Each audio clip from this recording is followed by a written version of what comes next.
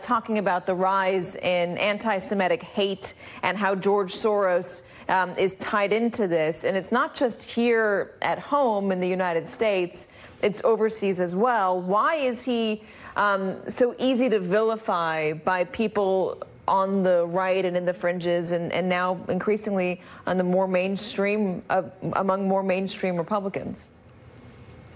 Well, it is true, Katie, that he is a major funder of liberal causes, democratic causes in the United States, sort of liberal pro-democracy causes in Europe. His donations have, it's not an exaggeration to say, shaped post-communist Eastern Europe in a major way, and have shaped the Democratic Party, to some extent American politics, in a major way. And so as such, they certainly warrant scrutiny, his donations and his political efforts, but there is a very distinct undertone of anti-Semitism that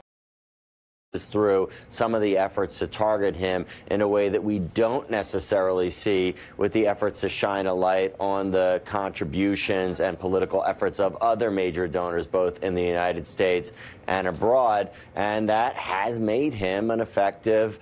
sort of bête noire of the right in Europe and in the United States. But we see it sort of moving to a new level in the Trump era, both because the president himself is an avowed and long-time consumer and spreader of conspiracy theories, as in the clip that you just played, but also because the American right has ventured sort of further into the fever swamps of conspiracy peddling that was once merely the sole province of talk radio and some of the darker fringes of the internet. Why don't we see this with the Koch brothers, for instance, or Sheldon Adelson, big Republican donors? Why don't we see the same sort of vitriol directed at them, the same, I guess, ranting and raving about them in the, I mean, maybe you do see it in the fringes of the Democratic Party, conspiracy in the way you see with George Soros in the mainstream?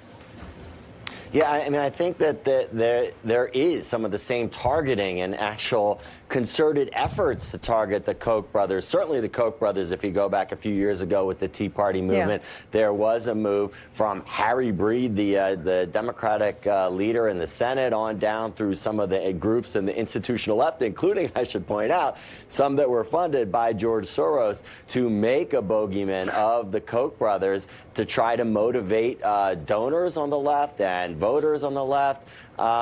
But you didn't see, obviously you didn't see the anti-Semitic undertones because the Koch brothers are not Jewish, but you also didn't see it, it really veering off into a way that was embraced by, was embraced and used as an election time issue from the